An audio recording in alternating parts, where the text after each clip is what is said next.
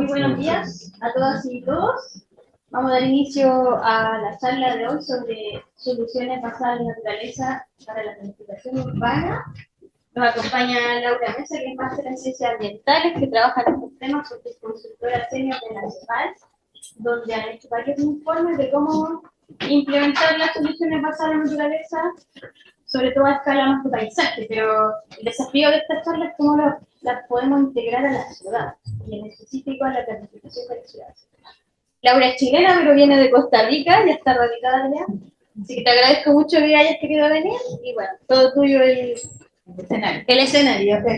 Más bien las gracias, dártela a ti, Carolina, y a la universidad y a ustedes por estar aquí hoy día en la mañana.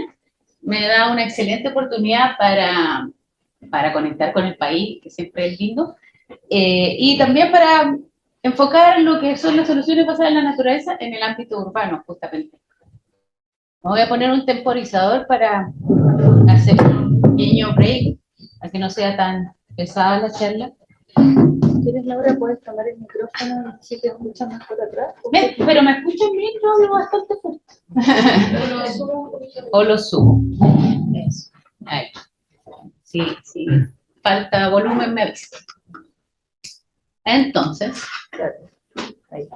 ahí. He dividido esta presentación en 3 bloques. Uno que tiene que ver con la parte más conceptual y de dónde surge este concepto. Uno que son las consideraciones para la planificación en el ámbito urbano. Y algunos casos que ilustran en cómo integrar entonces estas soluciones en el ámbito de la planificación urbana. Acá no quiero extenderme mucho en esto, porque ustedes yo creo que ya están muy familiarizados con las temáticas de cambio climático, el desafío que implica para todos nosotros y cómo estamos haciendo un sobreuso de los recursos naturales actualmente, con un crecimiento urbano que está demandando cada vez más recursos naturales en forma no sostenible, ¿no es cierto?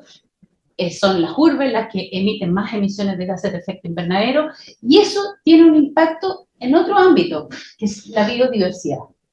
Y la biodiversidad, la pérdida de esa biodiversidad hoy día es tanto o más importante que el cambio climático, y tienen efectos de retroalimentación positiva. Mientras más cambio climático hay, más pérdida de diversidad. Pérdida de biodiversidad, más cambio climático. Entonces, estamos ahí en una encrucijada de cómo abordamos esas dos temáticas en forma conjunta.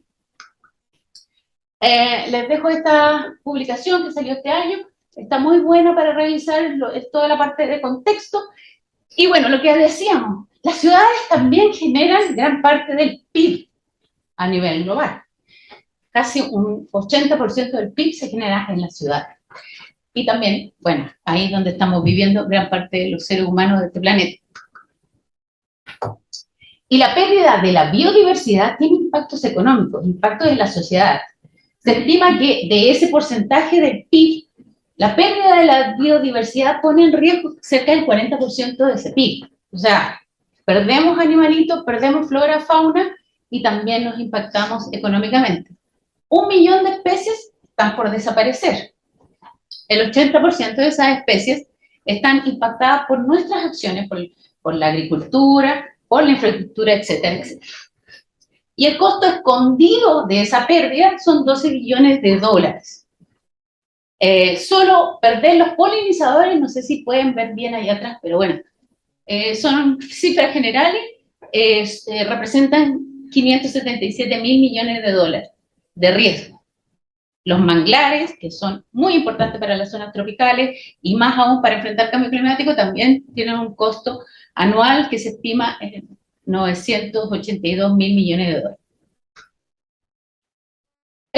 Y bueno, lo que les mencionaba previamente, un 44% del PIB de las ciudades en riesgo por la disrupción, por la pérdida de biodiversidad solamente, sin considerar el cambio climático.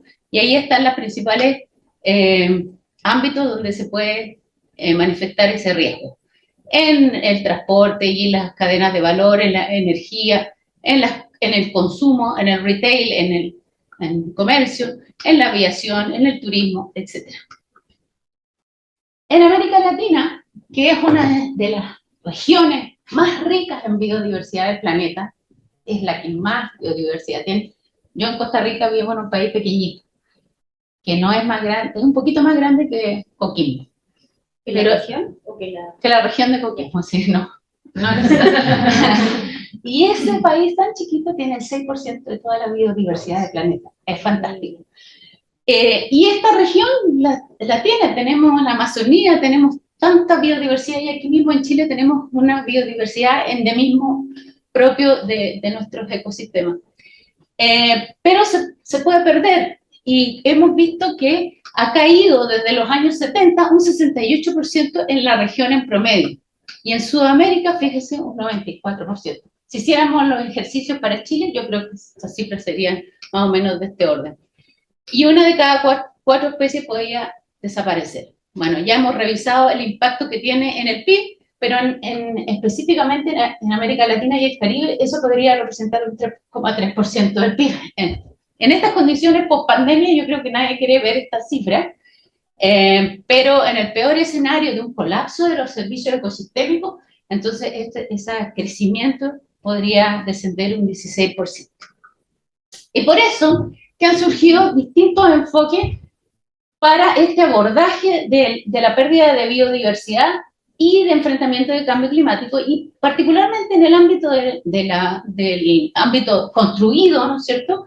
Estamos hablando de cómo hacer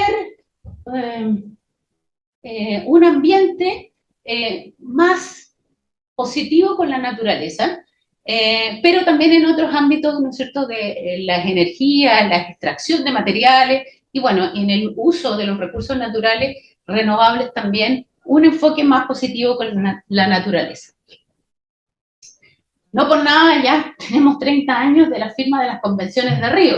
Ustedes recordarán que ya en ese año se reconoció que tenemos estos desafíos como son el cambio climático, la pérdida de biodiversidad y la degradación de la tierra, y se generaron 3 convenciones que abordan cada una estas temáticas. En ese tiempo también, ya desde el principio se dio cuenta, había un reconocimiento de que esas 3 temáticas están vinculadas y que hay interacciones entre ellas, y hoy día ustedes ven que las propias convenciones están hablando entonces de soluciones climáticas basadas en la naturaleza, cambio climático, que en la Convención de Degradación de la Tierra habla de soluciones basadas en la tierra, y por supuesto la Convención de Biodiversidad en soluciones basadas en la naturaleza. Nosotros creemos que hay una interfaz donde uno puede encontrar soluciones que atiendan las 3 temáticas y que además pueden mejorar o establecer un nuevo rumbo de desarrollo para la región de Latinoamérica y el Caribe. Y cuando hablo a nosotros digo, bueno, a nombre de esta publicación que sacamos de la CEPAL. ¿Y qué son las soluciones basadas en la naturaleza? En general, hay 2 definiciones que son las más usadas, y ya vamos a ver que Chile tiene una de esas definiciones adoptadas en la ley de marco de cambio climático. Pero básicamente son soluciones que atienden una problemática, como su nombre lo dice. Normalmente o generalmente esta problemática es de tipo ambiental, pero la idea es que estas soluciones generen co-beneficio. Esa parte es muy importante, que no solo atiendan la problemática para la cual fueron diseñadas, pero que también generen co-beneficio en otros ámbitos, social, económico, en otras dimensiones ambientales. Y recogen a su vez una serie de enfoques preexistentes, no surgen de la nada. Sí se ponen en boga, sí empaquetan una serie de enfoques que ya existían, como los enfoques basados en ecosistemas, la adaptación y la mitigación basada en ecosistemas, la infraestructura verde, bueno, la ingeniería ecológica, en fin, una serie de otros conceptos preexistentes. Y están muy ligadas a lo que son los servicios ecosistémicos. Ustedes más o menos todos conocen el tema, los términos de servicio ecosistémico. Hay unas categorías de qué son los servicios ecosistémicos. Los de soporte son la base de la vida, básicamente, fotosíntesis y otros. Lo de provisión o abastecimiento, los servicios de regulación, los culturales. Estos autores nos proponen esta gráfica de cómo se mueven, o sea, cómo hay un mayor valor de ciertos servicios ecosistémicos en función de si un ecosistema es más natural o es más degradado, poniendo como, eso es cuestionable también, ¿no es cierto?, a lo urbano como lo más intervenido o lo menos natural, el opuesto a lo natural, y cómo cada uno de estos servicios tienen su valor máximo dependiendo de dónde nos movemos en el grado de intervención. Obviamente hay ciertos servicios ecosistémicos que expresan su mayor valor cerca del ámbito natural y otros no. Por ejemplo, la agricultura, que es el verde, o todo lo que son servicios de abastecimiento, donde están las materias primas, tengo que hacer algún grado de intervención. Pero las soluciones basadas en la naturaleza se mueven en todos estos ámbitos. Tengo soluciones basadas en la naturaleza más cercanas a los ecosistemas más prístinos, y tengo soluciones basadas en la naturaleza que operan en ámbitos más intervenidos. Y en general, también esta tipología de soluciones es bastante usada en la literatura y habla de que existen tres tipos. Las uno, que son las más cercanas a lo natural, donde yo tengo que conservar lo que hay, tratar de mantenerlo, evitar incendios, por ejemplo, y evitar la conversión del uso de esos paisajes a otros usos más intervenidos. Ahí estaría toda la parte de protección propiamente tal de la naturaleza. Hay otro ámbito que admite cierta intervención y que es justamente todos los ámbitos extractivos, pero hay manejo, por ejemplo, la agricultura se mueve mucho en la tipología número 2. Y luego tenemos la 3, que opera más en los ámbitos urbanos más propiamente tales. Porque aquí tengo intervenciones que tienen que ver con ámbitos, por ejemplo, modificados, como los humedales artificiales. A algunos no les gusta la definición de artificiales, pero humedales construidos, o la infraestructura verde o azul, que combinada con la gris, ejemplos que son más propios del ámbito urbano. Bueno, aquí los tenemos en las ciudades. En las ciudades, las soluciones basadas en la naturaleza tienen muchas ventajas. Mejoran la calidad del aire, el suelo y el agua, reducen la temperatura, tienen un efecto microclimático, ¿no es cierto?, bajan costos de energía, permiten reducir la contaminación por ruido, dan resiliencia frente al cambio climático, me permiten abordar temas de inundaciones, otros temas, incentivan una movilidad más activa, etcétera, etcétera, etcétera. Incluso pueden tener impactos económicos, generar nuevos ámbitos de negocio, turismo, rutas más turísticas, en fin, generar empleos, consecuentemente, atraer capital humano calificado a las ciertas ciudades. Yo me voy a vivir en una ciudad que me es más agradable. Yo vivo en Costa Rica porque es muy verde y me gusta mucho, pero y valorar las propiedades. Entonces también hay un impacto económico de meterle más naturaleza a la ciudad. Y esta es una revisión sistémica, que son análisis metadatos, ¿no es cierto? Ahora están muy de moda, sabiendo que cada 6 segundos se produce un paper en el mundo. Ahora, la forma de abordar la producción científica es recopilando todo lo que hay. Y estos autores han descubierto, o han concluido que de todas las publicaciones que hay, en verdad hay una correlación demostrable entre exposición a la naturaleza y beneficios de salud, en varios ámbitos. Desde la actividad cognitiva, cerebral, desde la presión arterial, la salud mental, etcétera, etcétera. Hay falta de conocimiento en otras áreas de cuánto tiempo tengo que estar expuesta a la naturaleza, la calidad de esa exposición y desde cuán temprano en la vida de las personas tienen que estar expuestas para tener sus beneficios, pero en general ahí está ese dato. Entonces, resumiendo, hay muchas ventajas de las soluciones basadas en la naturaleza. Se habla de que un 30% de la mitigación de los gases de efecto invernadero que causan el cambio climático pueden provenir de ellas, que permiten atender aunadamente varios desafíos, ¿no es cierto?, que permiten combinar la infraestructura gris con la convencional, que son costo efectivas, y en ese punto me voy a detener un poco más adelante, que dan más flexibilidad a la gestión ambiental, y que generan empleo y permitirían generar nuevos modelos de negocio. Pero tienen barreras, obviamente. Hay barreras que son del ámbito cultural, porque creemos que son cosas nuevas y hay que convencer a los tomadores de decisión de que esto es bueno, en fin. Que hay arreglos institucionales que no permiten esta coherencia de política. Por ahí tenemos un ministerio que está desecando humedales mientras yo quiero conservarlos, en fin. Desconexiones entre acciones de corto plazo y objetivos de largo plazo, eso, bueno, eso como para todos, ¿no? Regulatorios, hay una tendencia a preferir la infraestructura gris, porque es lo que sabemos hacer. Las soluciones basadas en la naturaleza son como algo más complicado. Hay que tener otro tipo de conocimiento y quizás el ámbito ingenieril es más fácil, es más straightforward y los preferimos. Hay muchos beneficios que no son fáciles de monetizar, digamos. ¿Qué valor le doy a la presencia de una vecilla solo porque me hace feliz? Eso es difícil ponerlo en números, ¿no es cierto? Ponerle dólares o pesos a eso. Y bueno, hay un sesgo también de ciertas instituciones financieras en favor de la infraestructura gris.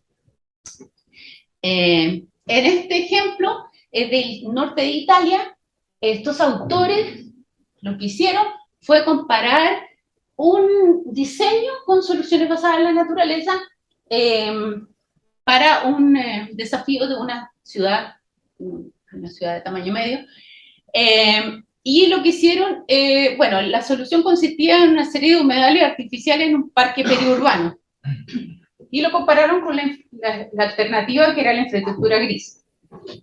Entonces, lo que ellos hicieron fue medir y darle un valor económico con distintos indicadores a todas las intervenciones, pero de distintas dimensiones.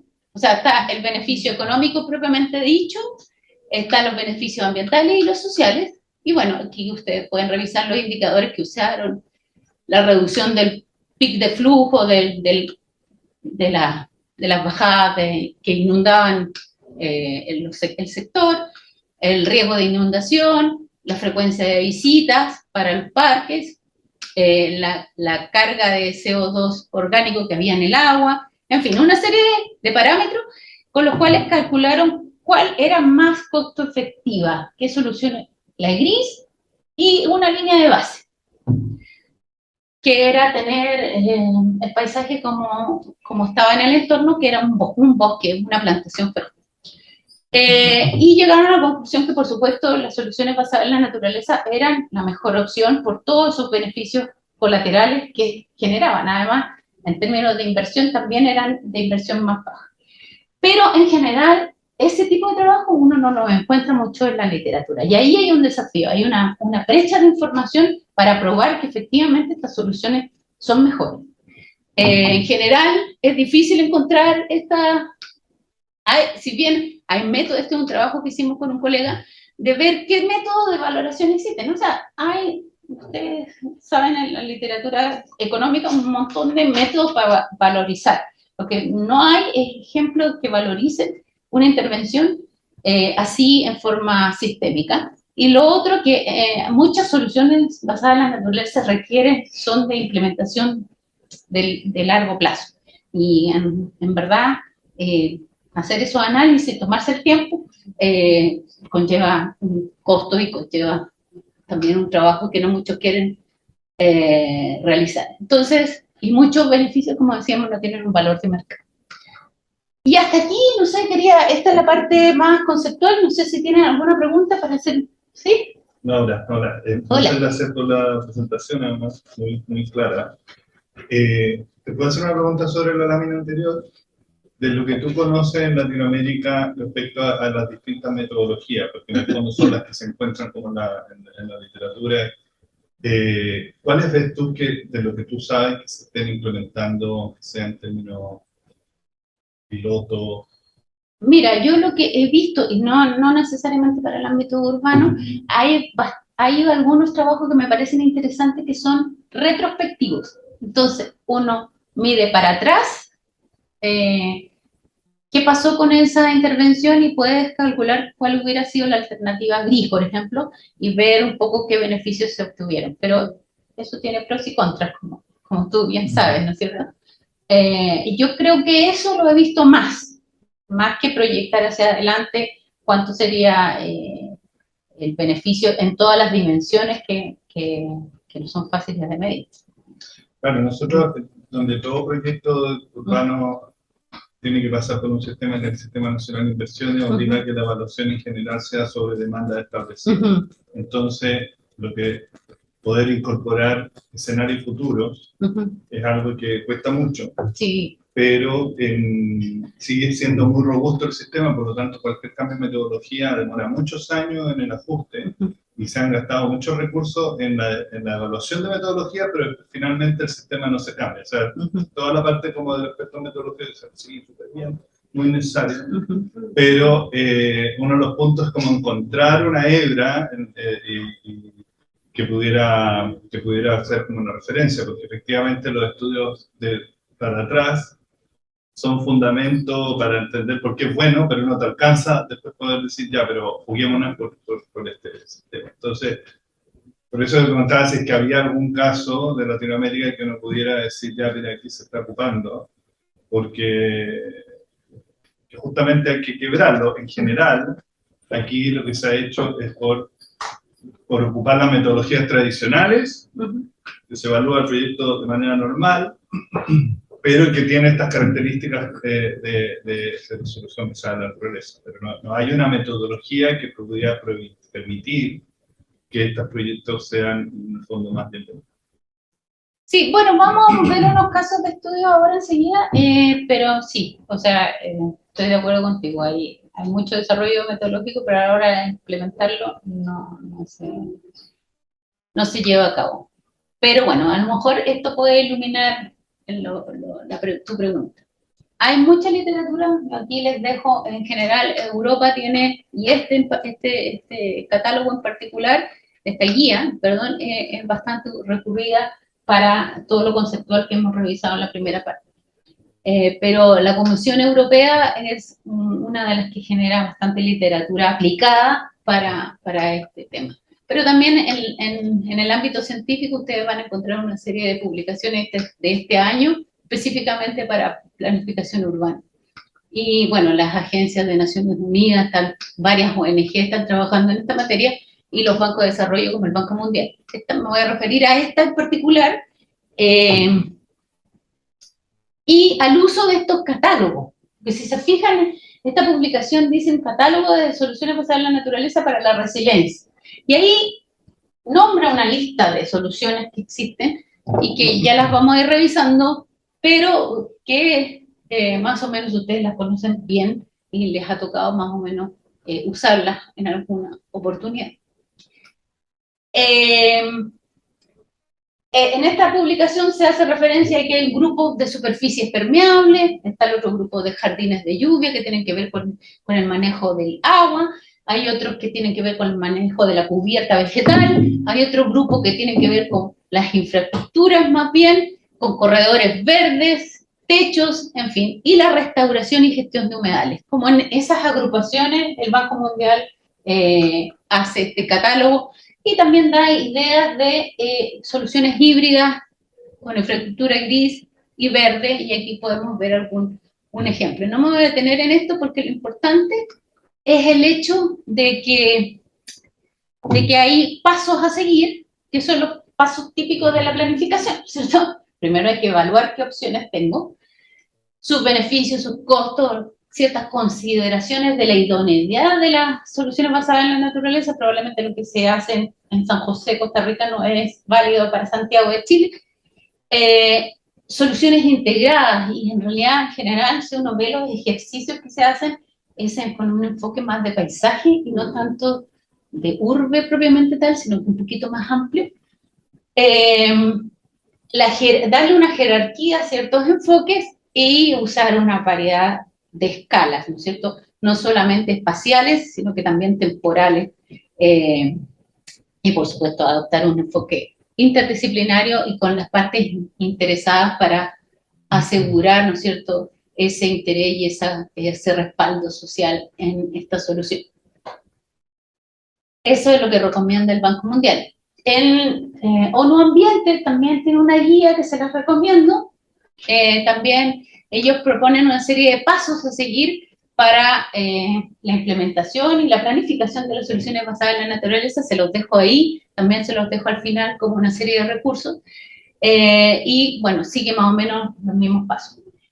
Ahora, bien, ¿qué es lo que ha pasado? En general se están generando estos catálogos de soluciones basadas en la naturaleza. Hay una tendencia, lo mostraba el Banco Mundial, lo vamos a ver en los casos específicos, pero las ciudades están generando sus catálogos de soluciones basadas en la naturaleza.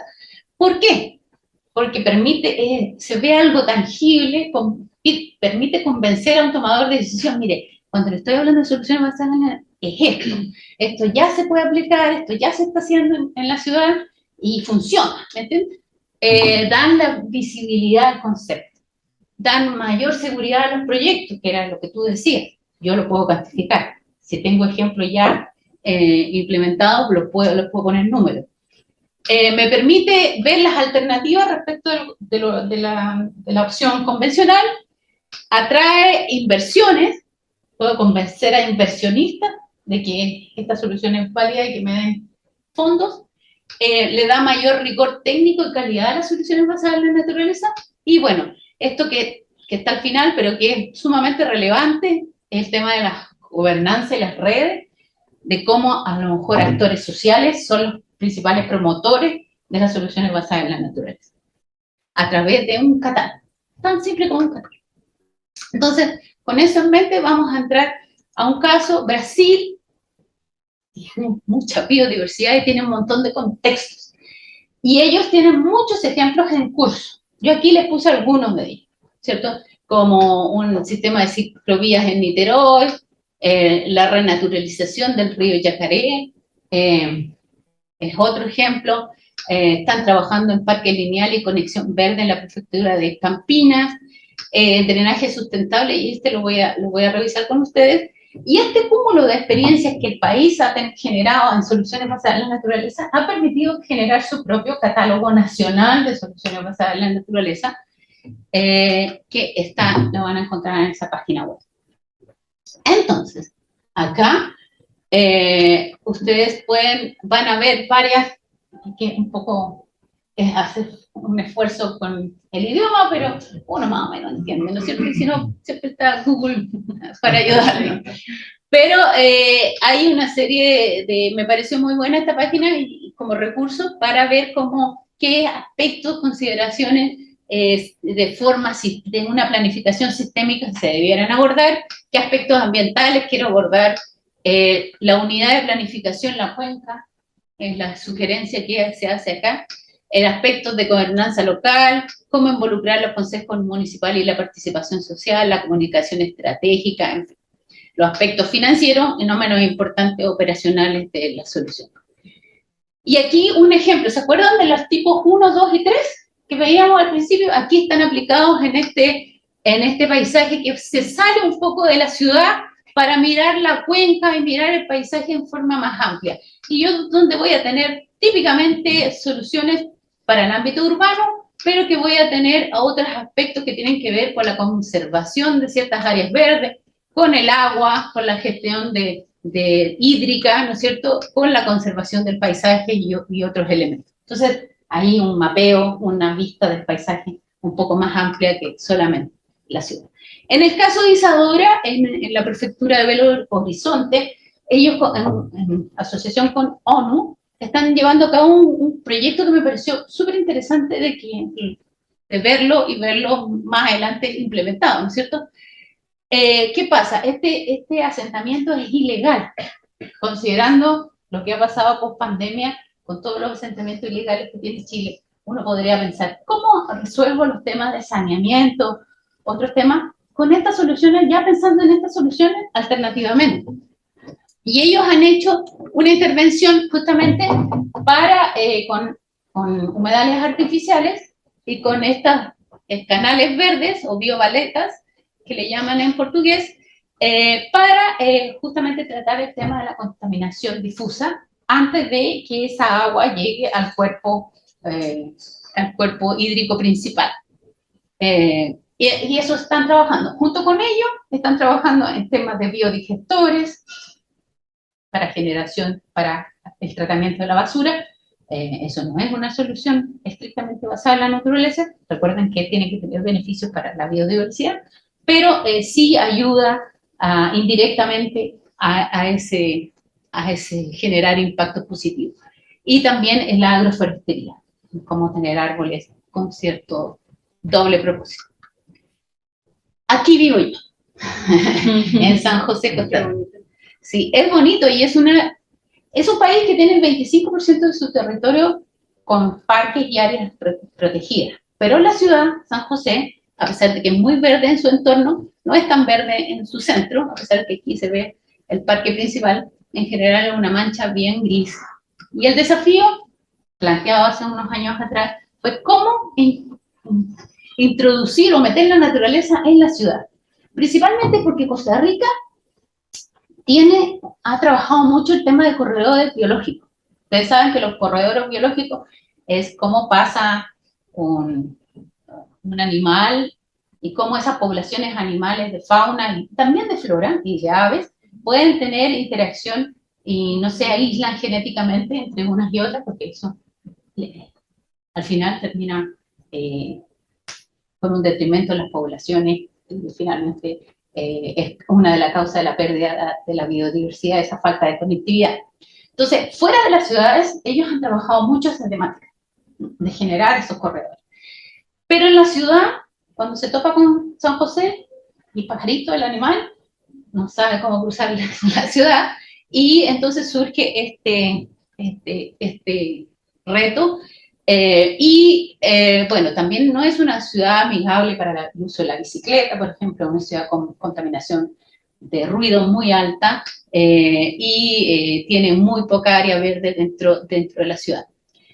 Pero hay ciertos enlaces naturales que son estos ríos que cruzan la ciudad y entonces la idea fue cómo usar estos ríos para que se conviertan en corredores, también dentro de la ciudad. Y esta es una iniciativa que surge en el año 2016 por rutas natururbanas, que es una iniciativa bottom-up, es una iniciativa de una serie, particularmente estos chicos que yo los conozco, se llaman chepecletas, de un urbanista justamente que les gusta rescatar el patrimonio de la ciudad, edificios en sí, y se aliaron con otros socios para ver qué había dentro de la ciudad en estos ríos, qué fauna venía, qué flores había. Entonces hicieron un catálogo muy bonito. Después de eso vino el Estado, vino el gobierno y también se sumó a esa iniciativa. Con el Ministerio del Ambiente, con la GIZ, el proyecto creció y hoy día estamos hablando de un proyecto que se llama Biodiversity. Y la idea es mejorar la conectividad entre áreas naturales y las urbanas, ¿no es cierto? La restauración de las zonas ribereñas, generar ese cinturón verde, conservar biotopos y hábitats para las especies endémicas y migratorias que cruzan el gran área metropolitana de San José, flora y fauna. El enfoque acá, como ustedes pueden ver, no es calidad de vida, es movilidad, pero también es preservación de la naturaleza propiamente, conservacionista también. Entonces, en general uno ve las otras dimensiones en las soluciones que hemos visto antes, pero esta es más propia de conservación de la naturaleza. O sea, no es propia, pero sí tiene ese componente fuerte. Vemos un catálogo, un mapa con soluciones, y aquí quería mostrarles, porque ellos tienen un catálogo así muy visual, y pueden, por ejemplo, esto les comento que es súper común encontrar estos hoteles de insectos en medio de la ciudad, o bueno, huertas, techos verdes, jardines colgantes, la lombricultura. No todas las ciudades tienen las mismas opciones para su catálogo, pero es muy visual como ustedes pueden. Hay una guía, y la pregunta que nos podríamos hacer ahora al final de la charla es cómo incorporamos las soluciones en nuestros contextos. Acá tienen una profesora que participó en esta publicación, que no es menor porque dio lugar a la ley y a la incorporación de las soluciones basadas en la naturaleza en la ley marco de cambio climático. Así que, y aquí propone estas soluciones, pero tenemos que cubrir ciertos vacíos de información. Se propone generar un plan maestro de corredores verdes dentro de la ciudad que incorpore movilidad y la mayor cobertura verde en las ciudades de Chile, una estrategia de manejo de agua, un plan de restauración de cerros, islas, urbanos y una estrategia que promueva el uso de superficies verdes en la ciudad. Aquí está la definición de la ley, y, o sea, es un cuerpo legal en Chile que hoy día nos define qué son las soluciones basadas en la naturaleza para el contexto chileno. Este es de junio de este año, está recién estrenado. En el ámbito urbano no es tan específico, eso sí, no dice dónde y cómo usar las soluciones basadas en la naturaleza. Sí dice que tienen que estar consideradas en la adaptación y la mitigación del cambio climático. Y dice que aquí está, para recursos hídricos es bien específica y dice que tienes que incorporar soluciones basadas en la naturaleza, tales como restauración y conservación de humedales, de las riberas, bosque nativo, reutilización de aguas grises y servidas, en fin. La herramienta legal está, ¿cómo la integramos en una ciudad como esta? ¿Dónde están los corredores naturales que podría tener la ciudad? ¿Cierto? Nuestro río Mapocho, que por cierto podría ser mucho más verde, podría ser efectivamente un corredor, y que tendría varios otros beneficios. Este es un proyecto GEF de corredores biológicos. Normalmente cuando hablamos de corredores para la fauna y las aves, hablamos de afuera de Santiago, ¿cierto? No hay nada que se meta dentro de la ciudad. O sea, por acá se mueven los pumas, por acá se mueven algunas aves, por acá también hay conectividad, algo de conectividad, pero dentro de la ciudad acá no hay nada que cruce, ustedes pueden ver. Y tenemos estos cerros islas, que tampoco están conectados, que faltaría hacer una conexión entre ellos, que quizás se podría hacer. Ahí, ese es el trabajo. Y con esto termino, hay una síntesis, pero básicamente ya lo hemos discutido.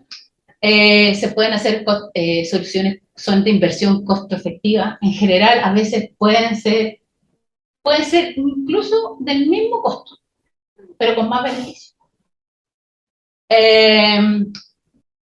Conlleva una etapa de sensibilización y dar a conocer este concepto, lo que estamos haciendo ahora, pero salir a predicar, ¿no es cierto? Requiere estructurar un marco legal, ya hay un paso dado en nuestro país, pero también los instrumentos tienen que estar alineados a eso, ¿cierto? Un ambiente institucional que favorezca las soluciones basadas en la naturaleza, un cuerpo técnico, gente capacitada, y ahí también hay que invitar más biólogos que entiendan de estos temas, y estructurar las etapas clásicas de la planificación, el modelo técnico, el modelo de negocio, el financiero, las sinergias con nuestros proyectos de política, eso también es parte, y diseñar proyectos pilotos para demostrar, con el efecto demostrativo. Y bueno, le dejo unos recursos, algunas de las citas que usé. Muchas gracias. Y quedo atenta al diálogo que se pueda dar.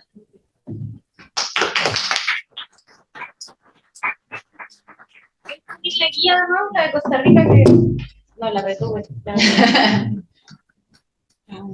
Bien. ¿Preguntas, comentarios? ¿O pueden hacerse preguntas? Es así. Eso casi nos falta. Carmen. Sí, quizás para un poco tomar distancia con el concepto, no sé si podrías un poco contextualizar cuándo nace el concepto, porque a veces también eso se ve como la gran solución, pero en realidad es lo mismo que lo que ya se hacía en algunos casos, pero solo se le pone el nombre que lo pone de moda y finalmente todas las ciudades lo aplican porque está de moda, así que se hace un poco en los proyectos pilotos, pero nunca va más allá. Así que no sé si podrías comentarnos un poco quién mueve este concepto, si es la ONU o si son otros organismos, y si va más allá de un efecto de moda. Yo entiendo que sí, pero te hago la pregunta un poco para generar debate, sí, ¿no? Y yo esa parte no la quise me lo salté, digamos. Pero quizás... La parte polémica. La parte polémica. Pero no es para la pregunta arreglada que uno tiene. No, es porque, claro, ya es interesante igual revisar como la historia del concepto. El concepto fue generado por el Banco Mundial en una publicación sobre infraestructura gris que se podría incluir otras cositas, ¿cierto? Infraestructura verde. Pero realmente es donde ustedes van a ver una explosión de publicaciones a partir de 2016, cuando la IUCN lo toma el concepto y lo hace, hace una propuesta conceptual, ya las define su alcance y posteriormente define ciertos principios. Y ahí hay una diferencia con el enfoque de la Comisión Europea, porque esos principios no están implícitos en la definición de la Comisión Europea. Incluso la Comisión Europea también tiene un matiz distinto porque habla de ambientes modificados, cosa que IUCN, que tiene un enfoque más conservacionista, no es parte de los principios. O sea, pero ahí está. Entonces, respondiendo a tu pregunta, surge por el Banco Mundial, la pone en boga el IUCN y es en el alero de las COPs de cambio climático, es donde este concepto ya es abrazado por muchos entes, Naciones Unidas, entre otras. Creo que este año fue ONU Ambiente, ya dijo, nos quedamos con la definición de IUCN, eso es para nosotros soluciones basadas en la naturaleza. Como ustedes pueden ver, la nuestra en Chile también se acerca bastante. Entonces, ambientes más modificados o ecosistemas modificados, o sea, son válidas, están dentro de la definición, pero no es lo que se busca como primera cosa.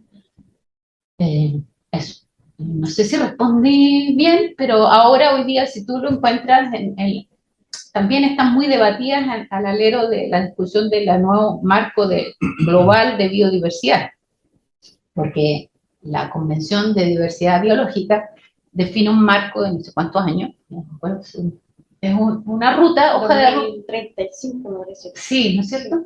Bueno, y se han atrasado, ya llevan 2 años discutiendo ese marco que quedó obsoleto en el 2020 por la COVID, pero también porque falta consenso en cómo avanzar y las soluciones basadas en la naturaleza inicialmente estaban incluidas con ese nombre y finalmente se ha diluido y ha cambiado de figura, porque hay gente que no le gusta, hay algunos que dicen es más de lo mismo, es greenwashing de alguna manera, pero yo, mira, sinceramente creo que empaquetan esa serie de soluciones y que tienen un beneficio de reeditarlas y de abrir las opciones a nuevas opciones de soluciones basadas en la naturaleza. Yo me muevo más en el ámbito rural, pero y en ese ámbito, por ejemplo, estamos hablando de todo lo que es los biomas, el uso del bioma del suelo. El suelo tiene una biodiversidad y tú la puedes usar a favor de la producción de alimentos.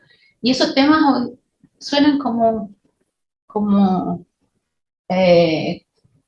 no sé, como lejanos, como del pasado. Como alternativo, pero hoy día hay ciencia que te muestra que eso es así. Entonces, el concepto ha servido para ponerlo con los que toman las decisiones, a pesar de que sí sabemos que son cosas que ya existían, pero hay otras que son las soluciones prospectivas de las que hablamos en la semana, que es qué cosas no estamos viendo que la naturaleza nos puede dar hoy día una solución y que tenemos que mirarla. Y tenemos que investigar y ponerle inversión a esa investigación, y eso en las soluciones prospectivas de la naturaleza, que hay un montón. O sea, si ustedes piensan cuántas plantas están identificadas en Latinoamérica y que pueden tener usos medicinales, te digo, no llega a ser el 2% de todas las plantas que hay. Entonces, si lo perdemos, estamos dejando de tener ese conocimiento que a futuro podríamos usar y que hoy día no sabemos. Okay. Yo puedo ponerle pelo a la sopa. Salió un paper hace poco sobre Nature Basic Thinking, que se juntaron un grupo de científicos y evaluaron todas las soluciones basadas en la naturaleza implementadas y encontraron que todas se implementaron en Europa a partir de la guía de la Comisión Europea y en Australia. Entonces que el concepto solo había permeado en mundos anglosajones, no había llegado al resto del mundo. porque las razones que encontraron es que los gobiernos no tienen presupuesto para implementar esto, y dos, porque todavía están en una dinámica de infraestructura gris. Entonces, ellos proponen en ese paper cambiar el concepto de soluciones basadas en naturaleza, que es más técnico y más de inversión, a pensamiento basado en la naturaleza. En el paper, por ejemplo, dan la conclusión de que en países como el nuestro deberíamos cambiar el pensamiento primero antes de decir inviertan en esto, porque es lo que hablábamos ahora. Por ejemplo, la ley de humedales urbanos, se están declarando muchos humedales urbanos y la Cámara Chilena de la Construcción dice que la ley no se hace cargo de la falta de suelo para la vivienda, porque una ley se tendría que hacer cargo de eso. Tendríamos que cambiar ese pensamiento, o sea, tendríamos que cambiar más que el modo de invertir en naturaleza, sino que el pensamiento basado en naturaleza. Eso te lo puedo enviar, es súper bueno, y es como recién. No, y una reflexión válida. Yo digo, el punto de partida también de Europa y nosotros es totalmente distinto. O sea, en Europa que han pasado todas las conquistas, ya no queda mucha naturaleza. En cambio, nosotros tenemos otro punto de partida. Nosotros podemos, o sea, a lo mejor ya estamos haciendo muchas cosas y tenemos que potenciarlas simplemente. Entonces, el punto de partida claramente son distintos. Perdón, aquí estoy. Hola. Hola. Gracias por la presentación. Volviendo un poquito a lo que decías tú, respecto a los casos que te conoces en otras partes del mundo, de pasar del catálogo a la implementación. Porque yo creo que el catálogo, no, obviamente siempre útil y bienvenido, digamos, pero donde yo veo como la mayor dificultad es cómo se implementa en el contexto que tenemos nosotros. Y en los casos de experiencias son anglosajones que mencionaba Carolina. Sí, ¿cómo se llama esto? O caso latinoamericano, ¿ha sido el sector privado que ha estado empujando estas instituciones o ha sido el sector público? Te lo pregunto porque en algún momento lo dijiste en tu presentación. Yo creo que aquí hay una falta importante de conocimiento desde quienes promueven proyectos públicos de este tipo de soluciones, pero al mismo tiempo, y a veces pasa que efectivamente hay algunos tipos de soluciones que van a empujar desde soluciones privadas, de interés público, cosas de ese tipo. Entonces, ¿por dónde ves tú que va el camino acá? Por lo que tú conoces, por tu conocimiento cuando estuviste involucrada en el tema del catálogo. Mira, yo creo que, no sé, es difícil generalizar, pero creo que va en doble vía. Yo, por ejemplo, en Brasil veo que los gobiernos de medio, subnacionales, por decirlo, tenían un protagonismo bastante importante. Como actores, yo te diría que también hay mucho del ámbito de la sociedad civil, que se ha organizado, que ha elevado algunas de estas soluciones y que las promueve, o ONGs, y luego ya se van convirtiendo en más política pública. Entonces, es interesante porque tampoco es como reaccionaria los gobiernos nacionales un poco a ciertas iniciativas que ya andan en curso, digamos, por decirlo así. Esa es mi visión del ámbito de Europa. Creo que en Latinoamérica más hay podríamos decir que hay más un equilibrio entre los gobiernos, con un protagonismo importante del gobierno subnacional en eso, en la promoción. No lo veo mucho en los inversores privados. No. Yo solo estaba pensando, perdona, porque cuando diste el ejemplo de los techos verdes, y los techos verdes día lo que hay en Santiago, que conozco, son la gran mayoría como una estrategia más bien desde el sector inmobiliario de involucrar ese tipo de soluciones, ya sea, como dices tú, por marketing o por verdadera interés de... Entonces, pensando que ha habido, en ese caso en particular, más desde el sector privado que sí, y claro, a lo mejor en los techos y en los jardines, en los muros, no sé, ustedes me dirán qué tan efectivos son estas soluciones, pero hay algunas soluciones que requieren mucha energía, a mi juicio, y que yo, de preferencia, yo pondría en esa jerarquía los techos, los pondría de primer lugar, ¿me entiendes? Pero bueno. Claro, que el énfasis no está en la conservación. Claro, el énfasis no está en la conservación, puede ser generación de microclima, puede ser, pero claro, pero además con las características del valle. Sí, yo quería retomar el tema de esta visión respecto a qué se puede hacer en Latinoamérica, en particular en Chile, porque la guía, que es algo que además yo creo bastante. Sí es verdad que la guía, nosotros tenemos una cultura en Chile de la normativa y de la obligación, y por lo tanto las guías siempre van a ser una referencia, como bueno que esté la guía, pero ¿qué es lo que tengo que hacer? O sea, todavía tenemos ese driver de qué es lo que tengo que hacer. Y si bien yo creo que es interesante el caso de los catálogos como una posibilidad de visualizar en el fondo el objetivo, un lado, que es la parte de lo que comentaba al principio, que es la evaluación de proyectos con la rentabilidad social, creo que eso va a tomar mucho más tiempo porque hay que ver otras experiencias de cómo temas que estamos súper de acuerdo demoran en entrar en el track. Pero creo que en este contexto nuevo de tener políticas, hay un espacio para poder que estas políticas definan criterios de inversión. O sea, con el proceso de descentralización, hoy día hay una gran cantidad de recursos que se gastan desde los gobiernos regionales, y por lo tanto la priorización de proyectos son antes que la evaluación social de proyectos. Por lo tanto, hoy día donde yo creo que realmente hay una oportunidad es en los criterios para seleccionar inversión. Y eso creo que es algo que ayuda mucho el hecho que haya política, hay marco legal, que está relacionado a este pensamiento, pero el problema en Chile, que cambiar la cultura y todo, es un lenguaje muy abstracto todavía para poder incidir. En cambio, mi impresión es que una instalación de este gobierno con la bajada tan fuerte en el tema ambiental y seguirle pegando ese clavo, es probable que pueda tener una incidencia un poquito más política en la definición de esos criterios. Yo creo que ahí es donde hay una cierta oportunidad. Lo que sí yo creo que ayudaría con la experiencia internacional, y un poco a la pregunta que iba, es que otras experiencias de monetización finalmente de estos beneficios pudieran darnos ciertas referencias de costos, para los análisis de costo-beneficio, como cuando pasó en los 90, que se logró demostrar la incidencia de la contaminación en la salud de las personas, y eso llevó a que finalmente hubiera un número que permita meterlo en la ecuación y poder hacer el cálculo. Entonces, no sé si ahí hay catálogos de evaluación, porque por ejemplo, en otros países, y sí en mucho Latinoamérica, el Banco Mundial, la CAF, el BID, en función de poner condiciones para la inversión. O sea, te presto la plata si es que tú tienes estas salvaguardas y por lo tanto proteges el territorio indígena, etcétera, y esa, en el fondo, te doy la plata si es que cumples con eso. Nosotros en Chile, donde no hemos tenido mucho financiamiento de las agencias financieras internacionales, no nos incide mucho eso. Tenemos que buscar como nuestras propias referencias o cargarnos algo de la OCDE.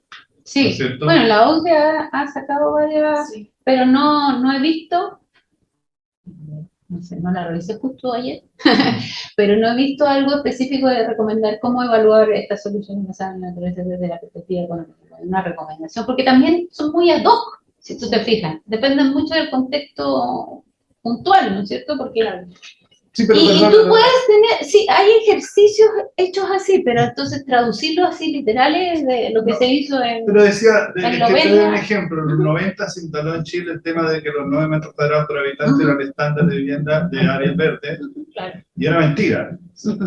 Que era de la OMS y todo, y quedó tan instalado que hoy día es 9 metros cuadrados por habitante. Entonces, de pronto, una referencia de una evaluación que diga esta inversión en soluciones basadas en naturaleza tiene este beneficio, es una referencia. No digo que uno vaya a tener que tomarla, pero yo creo que faltan un poco esas referencias. O sea, por eso ojalá que hubiera una guía de eso.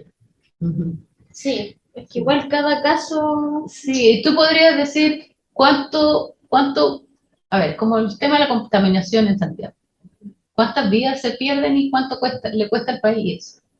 Pero tú podrías llevarlo al otro lado, es decir, si le pongo árboles, bajo la contaminación y además reduzco la salud mental, las consultas y la pérdida, también lo podríamos cuantificar y poner un valor económico.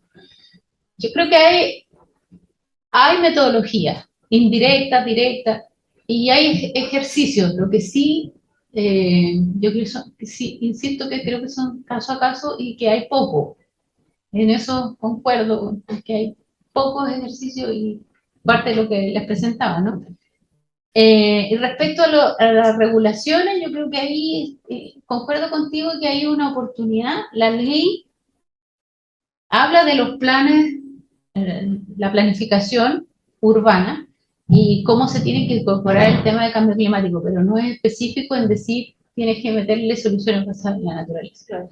Y ahí puede haber el conector de eso, puede ser interesante de generar una regulación que diga, bueno, ya está la ley habla de las soluciones basadas en la naturaleza y ahora los planes reguladores tienen que tenerlas para el enfrentamiento climático. Un comentario sobre la valoración y los efectos de una manera indirecta. Nosotros trabajamos en el Departamento de Tasaciones del Servicio de Impuesto Interno, nos llegan todas las transferencias y tenemos la correlación existente entre el color verde y el valor unitario de terreno es directa, altísima. Tú puedes ver ahí donde hay un gris, pero hay reserva, no vale nada, los lecheros, todas esas partes. Eso de alguna manera existe. Podría dar permisos también a cómo valorar. Eso está claro. Y la ciudad de Santiago encuentro que es un muy buen ejemplo de que al principio cuando uno ve la charla puede sentir un poco como que eso en tu territorio no va a pasar, pues vivimos en un continente bastante pobre en comparación con otros. Tal vez Brasil, como tiene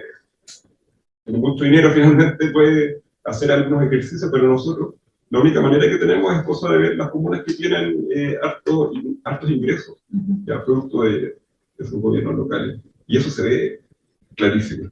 Y con respecto a una pregunta que hiciera acá sobre la intervención del Estado en estos proyectos, también depende del momento. En el siglo XIX, cuando el gobierno compró la Quinta Normal y el Parque O'Higgins, esos terrenos, la ciudad era muy pequeñita, era una tremenda decisión que tomó el gobierno y transformó la ciudad de Santiago, en ese momento era muy pequeñita, en una ciudad muy verde. Entonces esa experiencia también las tenemos, ¿no? Nuestra ciudad de Santiago, y la foto que tenías ahí parecía un vergel para las características que tiene este valle tan sequito, ¿no es cierto? Pero en esos sectores se puede perfectamente, los beneficios están y en el valor solo tú lo ves activo. Lo que falta es agarrar unos cerritos también en las partes más pobres e inyectarles recursos para que se expandan. Pero ¿cómo se hace? Oye, si entendí bien, dijiste que donde hay más verde el precio es más alto. Claro, sí. Y la ciudad de Santiago lo ves esa manchita y el Sí. valor solo es igual. Yo quería agregar una cosa para que no perder la idea, no, es que, claro, es una forma de ponerle número al valor de las soluciones basadas en la naturaleza. Lo otro que dije yo de salud, también es una forma de cuantificar qué significa, y lo otro es el tema de riesgo. Yo también puedo decir pérdidas evitadas, ¿no es cierto? De un aluvión, porque protegí el pie de monte, puedo decir cuánto evito de ciertas inundaciones, y esos cálculos, eso yo ya lo tengo, ¿no es cierto? Y eso puedo rápidamente, con esas tres cosas ya estamos sacando un valor. Perdón. Sí, había una pregunta aquí, después. ¿Yo? Sí. Gracias. Trabajo en un equipo que está como asociado al trabajo que se hace en la COP, y este año va a haber como un énfasis en temas de resiliencia y metodologías para evaluar resiliencia, y los protagonistas iban a ser las ciudades. Entonces, bueno, se van a llevar casos de resiliencia en ciudades, van a hablar tal, y se espera que se mueva financiamiento, pero mi sensación es que en Latinoamérica, una vez que llega el financiamiento, como que no hay proyectos armados, como que no están en carpeta. Entonces también ese va a ser un desafío. Y ahí está lo que decía, como de que se ve como una forma de reducir el riesgo y prepararse para posibles inundaciones o olas de calor, en el caso ahora de Europa, que está hablando más de eso.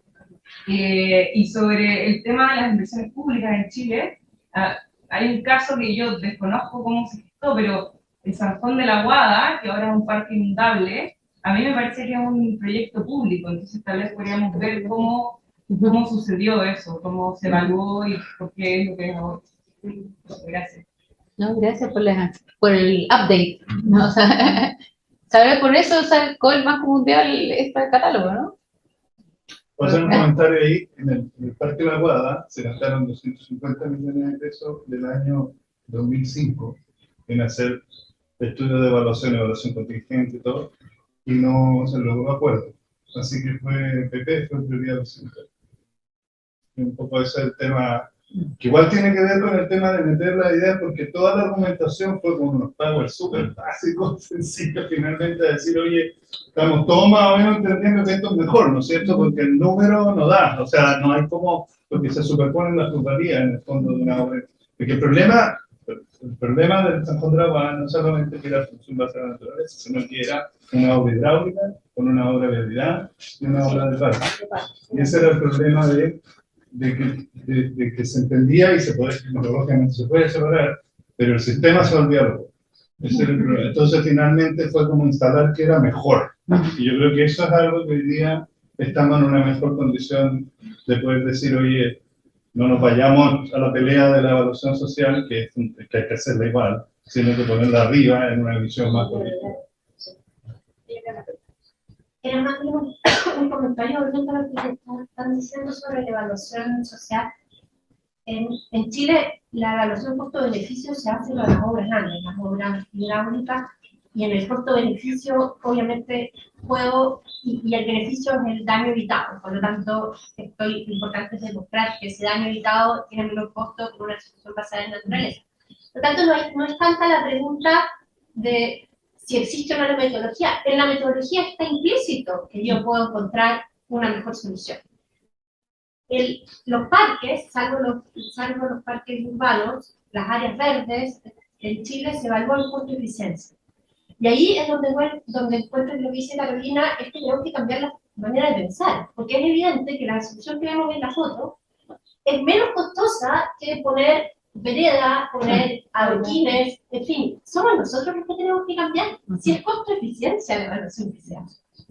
Yo creo que la prédica va mucho por el diseño, por la solución de diseño, y hay cierta mentalidad de querer sobrediseñar, querer tener pavimentos puros, porque en rigor no se riegan, y por lo tanto tendrían menos costos de mantención, pero el switch está ahí, si la metodología es así.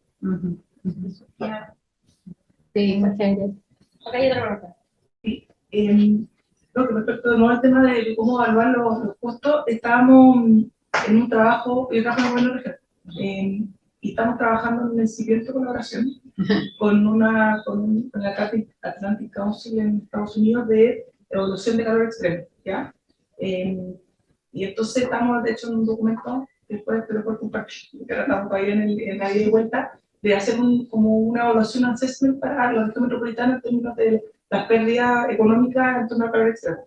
Uno puede decir, estoy siendo exagerado con el tema del calor extremo después de ver Europa, pero ya está bien, no nos vamos a morir este año de calor en Europa, pero para allá vamos. O sea, pero la industria tiene que instalar aire acondicionado, los trabajadores bajan la eficiencia. Bueno, entonces eso está súper claro. Ellos ya tenían una metodología para evaluar los costos económicos por pérdida de trabajo, bueno, en Europa, para qué decir, cuando tienen que cerrar aeropuertos, cerrar estaciones de trenes por las olas de calor.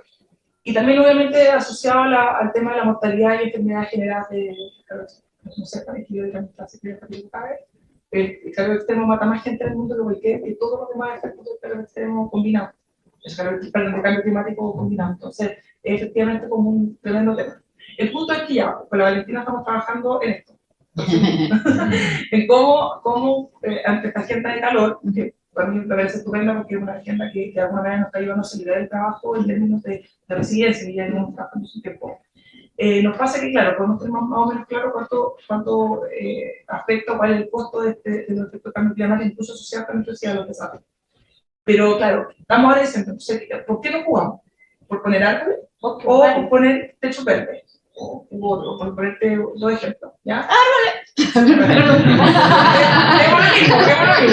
Pero está difícil participar, ¿ya? O sea, la intuición nos dice árboles, ¿ya? Además, me parece hasta más fácil en términos de gestión, ¿ya? Porque tampoco sé, pero ¿cuántos techos verdes mueven la aguja para cuando uno quiera poder combatir la islas de calor? ¿Cuántos árboles mueven la aguja en Santiago para poder lograr los efectos que queremos lograr? Y ese tipo de análisis, pues estamos súper cortos de herramientas para poder lograrlo. Entonces yo, por eso digo, a mí me encanta la idea de los catálogos. Yo creo que también ayuda bastante como el trabajo uno puede hacer como el de tranquilizar en todo tipo de soluciones, pero para los tomadores de decisiones, y cuando nosotros tenemos que convencer a la autoridad respecto por dónde te la vas a jugar, es súper difícil decir, porque por ejemplo, a Guardia le encanta, eso nos encanta el árbol. Entonces, ya, bajamos techo y árboles, por ejemplo, pero y también puede ser otra cosa, y tú parece que también tenés alto conocimiento en zonas rurales, pero para el tema de la sequía también, ¿cómo empezamos por ese lado? Entonces, Nada, no, solamente un comentario, ¿no? Yo creo que nosotros vamos a tener más información sobre los costos de no hacer nada, pero nos falta mucho para tener claridad en términos de evaluar las mejores soluciones y si si los recursos son escasos, ¿por qué soluciones no jugamos? Yo creo que está difícil todavía claridad. Bueno, pero ustedes se dedican a eso. Ustedes están aquí para esto, ¿no? Yo conozco dos experiencias. Bueno, dale, No, era una de las conclusiones de la profesora en esta publicación. Falta ahí vacío de información grande que hay que ir llenando. Pero perdón, lo único que sí estamos haciendo como que estuvo en nuestras manos y vamos a ver si tenemos algún resultado como tal después, es que al menos los proyectos, tanto el techo verde que estamos haciendo y el arbolado que estamos haciendo, van de la mano con mediciones y con línea base, con mediciones, para eventualmente eso nos genere algún tipo de datos que sea limitado para poder después eso ser un insumo para una futura política pública. Sí. Eso es lo que te iba a decir, también hay bastantes equipos muy buenos acá trabajando en esas líneas. Quizás lo que les falta es justamente que luego entidades como tú financien esos estudios para demostrar, para generar los datos y la evidencia que lo demuestre, ¿no? Sí, no, yo voy a hacer dos. Yo voy a sacarle una foto. Una, que arbolado urbano no es lo mismo que bosque urbano. Y aquí en Santiago lo que hay es arbolado urbano, y lo que han seguido haciendo es arbolado. Hay una experiencia buena en Barcelona donde están full bosque urbano. Sí. Así como heavy bosque urbano. Y ahora que tuve la oportunidad de ir a París, es un recorrido, y no puedo decir expropiar, podría ser otra palabra, que sea más acorde a Chile. Bueno, como en París hay tantas casas grandes con jardines importantes, que para nosotros podrían ser como pocket parks, como parques chiquititos, lo expropiaron y ahora son jardines públicos. O sea, todas las casas que tenían cierre y era su jardín como trasero de la vivienda, son todos jardines públicos. Hicieron una red de jardines públicos, los renaturalizaron, recuperaron biodiversidad, y con eso han ido logrando mitigar un poco la ola de calor. Evidentemente 40 grados no lo vayan a curar con jardines públicos, pero sí incrementaron el verde bastante en este proyecto de la alcaldesa. Y en Niterói, creo que era en Niterói, uno de los casos que les comenté, hicieron esa conexión, no sé si expropiando, pero en Brasil, de conectar lo público con lo privado. Entonces, de hacer una conexión explícita, ¿no es cierto? Sacarle la reja cuando era necesario, y los públicos, y los privados, perdón, los parques privados pueden ser no sé, de un edificio, de un condominio, pero que se ponen al servicio de la comunidad como un todo y le da cierta conectividad al área, ¿no es cierto?, dentro de la ciudad. Sí, quedan dos preguntas más, tenemos tiempo, ahí atrás una y aquí la siguiente. Una pregunta más directa puede ser, ¿por qué se habla de soluciones basadas en la naturaleza y no de sustentable? Sobre todo en el ámbito urbano, porque un barrio que sea sustentable es un barrio que tiene soluciones basadas. Sí, porque se quiere enfatizar el rol de la naturaleza. O sea, lo que aquí se quiere relevar es el pariente pobre de las convenciones, que ha sido la biodiversidad. Cuando se hacen soluciones, nunca se piensa en el pajarito que está allá afuera, ni en los insectos. Nosotros en esta región tenemos 500 abejas nativas, 500 especies nativas, que viven, no hacen colmenas, sino que se entierran. Pero la expansión urbana la está confinando a ciertas áreas muy restringidas y no las vemos, no las pensamos, no las cuantificamos su valor. Su valor también, que tiene un valor estético, o cultural, espiritual y económico. Entonces, lo que se quiere relevar es justamente la naturaleza. La importancia de la conservación y de generarla, de cuidarla también al interior de la ciudad. Y sí, el concepto sustentable debería abarcarlo, pero hay que a veces enfatizar ciertas cosas para llamar la atención. Creo que el cambio climático hoy día tiene suficientes luces, no porque es porque lo estamos viviendo. Entonces tiene suficientes luces respecto. Yo vengo trabajando en cambio climático casi 20 años. Al principio decían, ¿qué es eso? De hecho, una jefa al principio me dijo, pero eso no está muy... No puede ser, eso no está muy muy acordado cuando ya veníamos trabajando casi 20 años en eso. Pero el tema hoy día de cambio climático yo creo que está bastante internalizado el tema de la pérdida de biodiversidad. Y hay que entenderlo. Sí, de hecho es más grave la pérdida de biodiversidad que... Dos cosas. Uno, en general, como las soluciones basadas en la naturaleza, se piensa todo muy verde. Pero hay muchas ciudades que también, o sea, no tanto, pero hay ciudades que están en ámbitos desérticos, entonces, que no tiene ninguna coherencia pensar en bosques urbanos en Copiapó, por ejemplo, o la cantidad de araucarias brasileñas que hay en Arica es absurda. Como, por un lado, que hay alrededor del mundo sobre eso, y por otro lado, que no tiene tanto que como que hay alrededor del mundo acerca de cómo prevenir la gentrificación, porque como ya se mencionaba antes, de uno pone un parque y al tiro sobre el punto de suelo y la gente se tiene aquí, lamentablemente. Bueno, yo sobre ese segundo punto no es mi área de expertise, no conozco muy bien cómo se puede prevenir, pero lo que sí te puedo decir respecto obviamente cuando hablamos de árboles, hablamos de los árboles que lo admite este ecosistema mediterráneo en Chile. No estamos hablando de traer más ginkgo biloba ni plátano oriental.